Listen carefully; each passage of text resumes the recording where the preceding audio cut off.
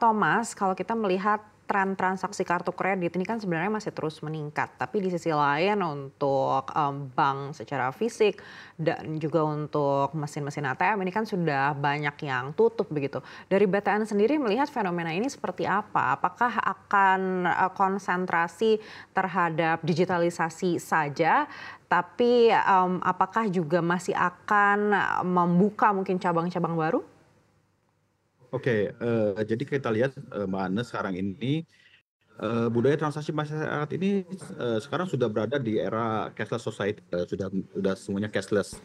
Nah, kita pun lihat bahwa tadi sampaikan juga bahwa transaksi menggunakan kris di mobile itu semakin tinggi meningkat gitu kan. Jadi ini pun sesuai dengan kelompok masyarakat yang sudah didominasi oleh generasi milenial yang karakter mereka itu ingin serba cepat, mudah dan turut mempengaruhi budaya transaksi perbankan gitu. Jadi kalau perusahaan mau survive tidak hanya bank tapi juga yang lain, ini harus secara konsisten itu berinovasi dan mengikuti selera pasar. Nah, BTN juga kita harus mampu berinovasi dan terus bergerak untuk merebut dan memenuhi kebutuhan pasar kita. Jadi contoh yang kami terapkan ini adalah untuk proses bisnis KPR yang menjadi core bisnis BTN ini, kami sudah menggunakan sistem online melalui portal BTN Property. Jadi pengajuannya sudah langsung melalui digital tanpa harus datang ke outlet. Nah, sejak dirilis platform digital mortgage ini, tren pengajuan KPR online tumbuh dan perlahan mampu menggantikan proses bisnis konvensional di KPR di outlet. Nah, jadi hal yang sama ini kami terapkan juga di proses bisnis lain, seperti tadi yang saya sebutkan ada pembukaan rekening tabungan online, kemudian e-deposito, dan berbagai layanan bisnis lainnya.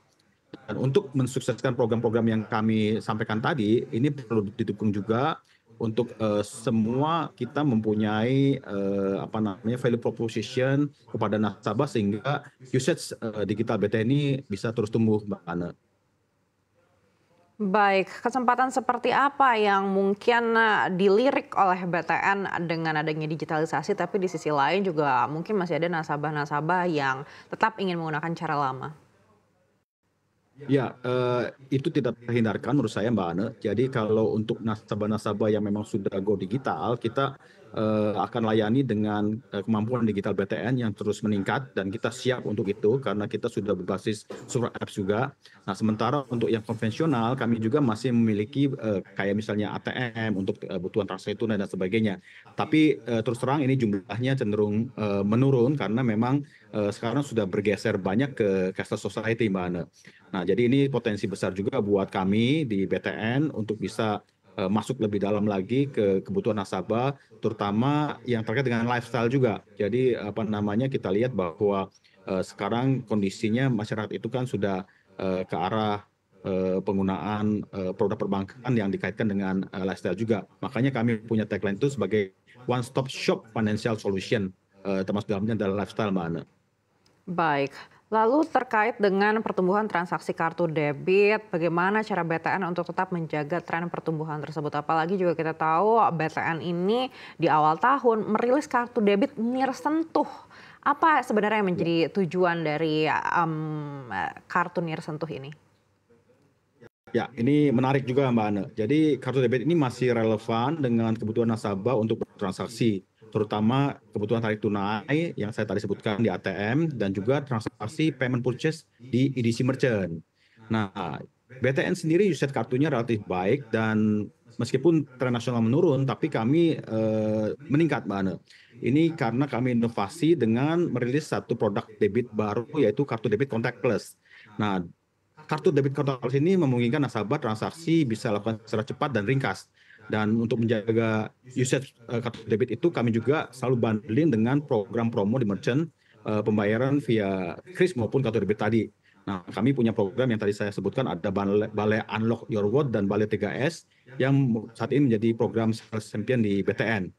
Nah, kita lihat dari data yang ada, kami di BTN itu penggunaan kartu debit aktif meningkat growth-nya lebih dari 40% sejak perilisan kartu debit contactless di Februari 2004 lalu. Jadi sangat tinggi sekali naiknya 40% dari Februari kemarin ya. Jadi ini menunjukkan bahwa segmen nasabah yang menggunakan kartu debit sebagai sarana transaksi masih ada dan harus di-maintain dengan inovasi produk dan program usage di kartu debitnya itu sendiri, Mbak Ana. Baik, dan sudah 1 kuartal ini berjalan, seperti apa respon dari nasabah terhadap kehadiran kartu Nirsentuh ini? Ya, ini kita lihat sangat antusias masyarakat karena yang tadinya sebenarnya perkembangan dari kartu itu kan awalnya di swipe kemudian di dip terakhir kan kontak ya nirsentuh.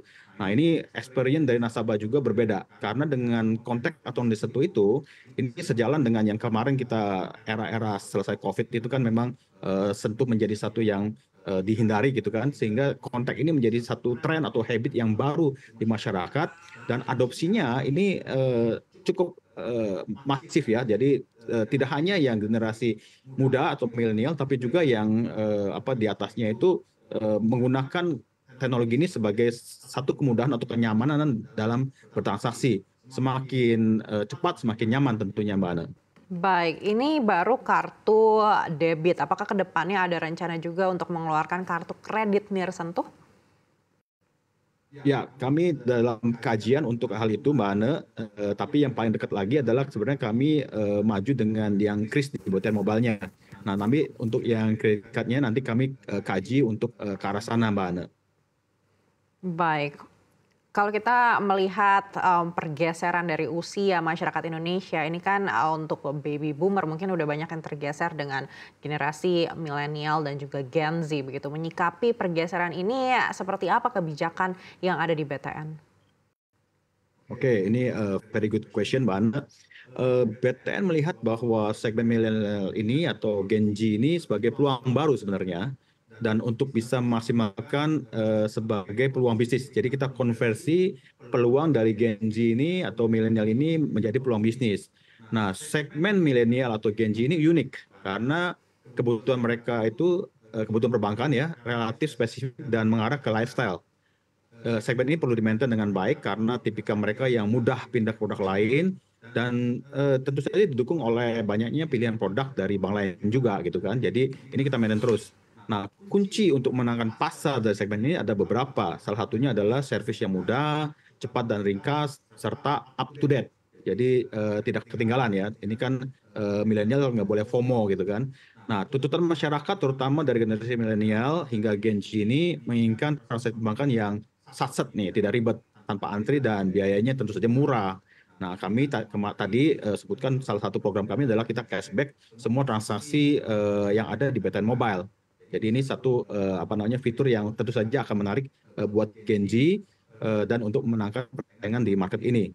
Nah, BTN juga perlu merespon dengan layanan digital yang strong dan lengkap, cukup dengan satu aplikasi bisa menjawab kebutuhan tersebut diwujudkan dalam bentuk super apps BTN ini, Mbak Ana. Baik, sekali lagi terima kasih Pak Thomas Wahyudi, Senior Executive Vice President Digital Business Bank Tabungan Negara, sudah bersama kami kali ini. Sukses selalu untuk Anda.